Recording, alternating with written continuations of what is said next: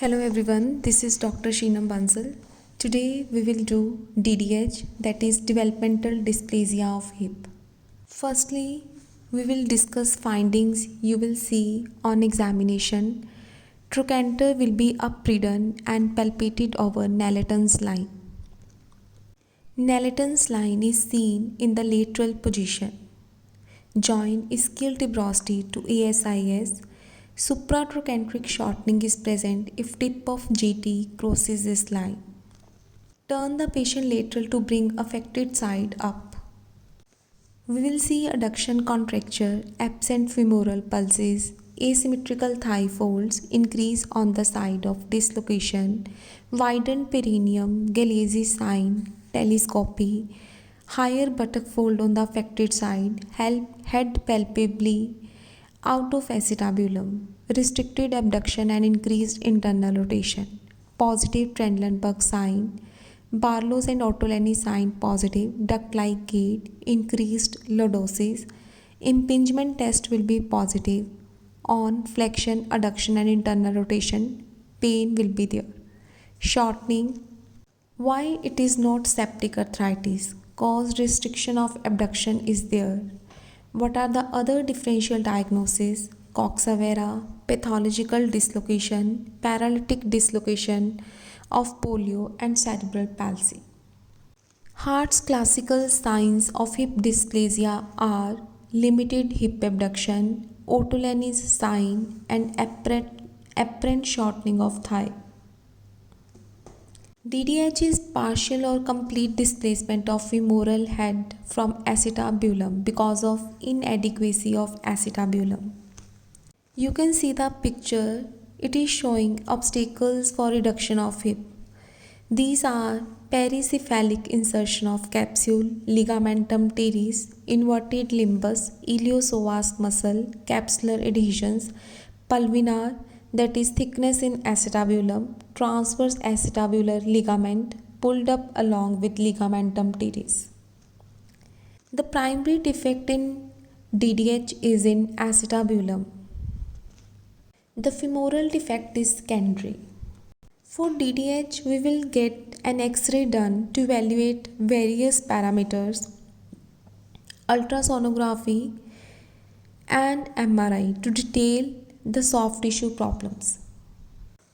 So, what we have done so far, we have done findings seen in DDH, differential diagnosis, its classical signs, and primary defect in DDH and obstacles for reduction of hip. Typical X-ray findings. Now, what are the various radiographic findings? See, this is von Rosen view. Line through neck of femur in normal people will cut through the acetabulum, but in dislocated hip, it will not cut through. Von Rosen view is taken in abduction 45 degree and internal rotation 25 degree. Line drawn up the shaft of the femur should intersect acetabulum and not ilium above it. Which is a better investigation up to 6 months age in suspected patients of DDH? Obviously, up to 6 months age, it is USG. Which are the USG techniques commonly used? Static, dynamic and combined. Other radiographic findings include Perkins quadrants, medial gap, teardrop, increased acetabular index, center edge angle of Weiberg. And in the USG, we will check alpha angle and beta angle. Alpha angle decreases in DDH and beta angle increases in DDH. DDH at risk signs are family history, breech delivery, female child, firstborn, oligohydramnios, associated deformities. This picture is showing you lateral center edge angle of Weiberg. If it is less than 20, it means the hip is dysplastic. Measured on the AP view, horizontal reference line by connecting centers radiographic teardrops. Line perpendicular to this horizontal line is drawn through the center of the femoral head and dome of the acetabulum. Another line is drawn from the center of the femoral head to the lateral edge of the sourcil. Normal angle is in between 25 to 40 degree. If it is more than 40 degree, it means over coverage is there. So one line is drawn from the center of the head and another line is drawn from the center of the head to the lateral edge of the sourcil. This picture is showing you medial gap. An arthrogram obtained at the time of reduction is very helpful for evaluating the depth and stability of the reduction. Normally, it is less than 4, 5 if suspicious and more than 6 if dislocation is there.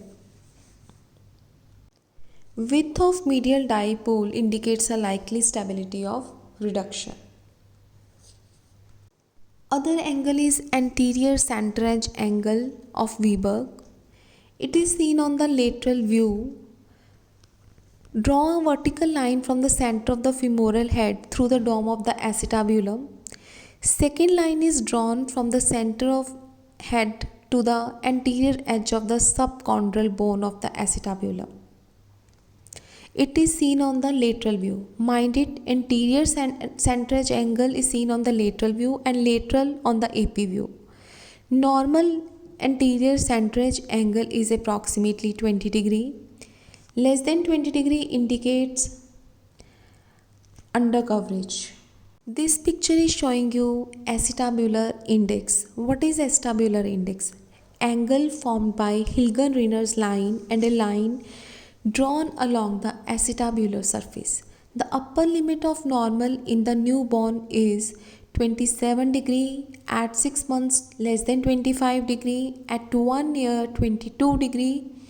In DDH it is more than 30 degree. In adults it is 33 to 38 degree and in acetabular dysplasia it is more than 47 degree in adults. So I will repeat. In newborn it is 27 degree, at 6 months less than 25 degree, 1 year 22 degree, DDH more than 30 degree, adults 33 to 38 degree, acetabular dysplasia more than 47 degree. This is showing you Hilgern-Rinner's line, Perkins line and Brocken-Shenton's line. See, normally hip is in lower medial quadrant. If subluxated hip upper medial quadrant. In dislocated hip it is seen in lower lateral quadrant. In high dislocation upper lateral quadrant. In normal hip lower medial quadrant. In subluxated hip upper medial quadrant. In dislocated hip lower lateral quadrant. In high dislocation upper lateral quadrant. Dislocation is also of 3 types. Teratologic type, paralytic type and diastrophic type. Teratologic type is seen in early fetal life, complete acetabular malformation is there. In paralytic type, it is seen in spina bifida, AMC. Diastrophic type is seen in mucopolysaccharidosis. There is one more angle to check the hip dysplasia, that is Tönnies angle. If it is more than 10 degree, it indicates hip dysplasia. This is showing you teardrop, boundaries of teardrop. Teardrop normally appears by 4 to 6 months. If failure to appear at more than 6 months, it is pathological. It may be open, closed, crossed, reversed, U-shaped, V-shaped. All are associated with DDH. See, upper limit is marked by acetabular notch, inferiorly curved line, laterally wall of acetabulum and medially lateral wall of lesser pelvis. Medially lateral wall of lesser pelvis, laterally wall of acetabulum, inferiorly curved line and upper limit is acetabular notch. You can see here in this picture anterior center edge angle, that is seen on lateral view. Draw a vertical line from the center of the femoral head through the dome of the acetabulum. Second line is drawn from the center of femoral head to the anterior edge of the subchondral bone of the acetabulum. If it is less than 20 degree, indicative of under coverage. Normally it is 20 degree. You know what does teardrop represent? It represents innominate bone at the inferior end of acetabulum. It is normally U-shaped. Medial border is continuous with the ilioischial line and lateral border is continuous with the floor of acetabulum. Wider teardrop is in acetabular dysplasias. If floor of acetabulum is medial to ilioischial line, it is called coxa profunda. If head is medial to ilioischial line, it is coxa protrusio. Now see Graff's classification. It is based on USG. Class 1, alpha angle is more than 60, beta is less than 55. It is normal type. Type 2, alpha is 43 to 60, beta is 55 to 77. It is abnormal. Treatment is observe. Type 3 is less than 43, alpha angle more than 77, beta. It is subluxated type. Type 4 is unmeasurable angles. It is dislocated type. Pelvic hardness is given in type 3 and 4 and reduction is done in type 4. So it was all about Graff classification. See, alpha angle decreases in DDH and beta angle increases. Treatment is done by either pelvic harness or reduction. Firstly, we will see the age of patient. If it is less than 3 months, then we will see if there is Ottolenii positive or not. If it is negative and positive in ultrasound, then we will just supervise with triple diaper. If USG is positive and Ottolenii is also positive, then we can give pelvic harness and assess every 6 weeks. If age is more than 3 months and hip is reducible, then splint is given. If irreducible hip, then reduce by traction and then give pelvic harness.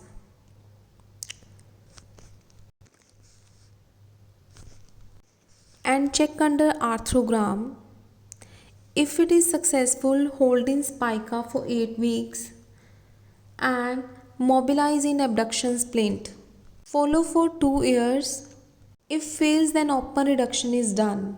This picture is showing you open reduction by anterior approach, that is Bickney incision. Bickney incision is shown here for open reduction. Anterior approach allows pelvic osteotomy and anterior capsular reefing along with reduction. Clear all the obstacles for reduction and hold the reduction with K-wire.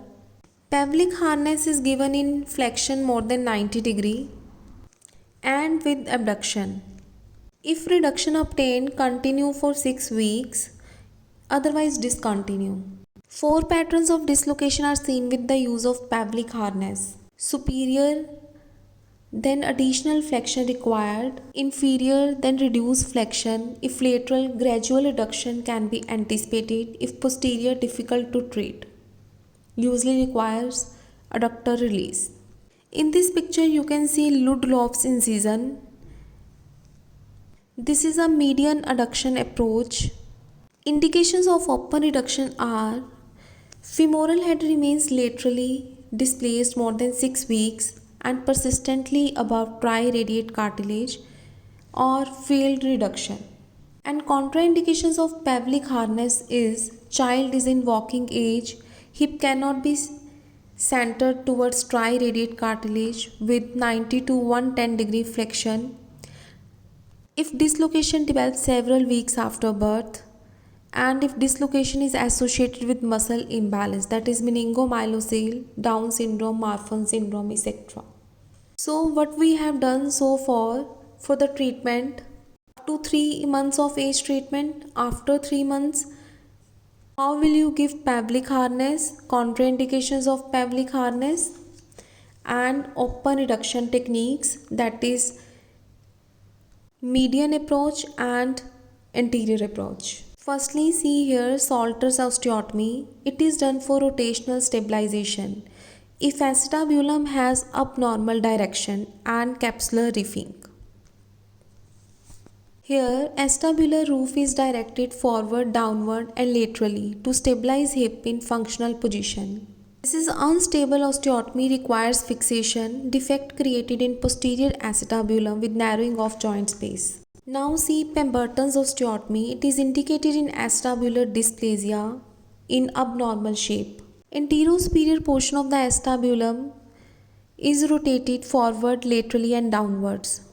Hinge of rotation for Salter's osteotomy is pubic symphysis, but for Pemberton osteotomy is triradiate cartilage. Now see Carey's osteotomy. Carey osteotomy is medial acetabular displacement osteotomy to deepen acetabulum.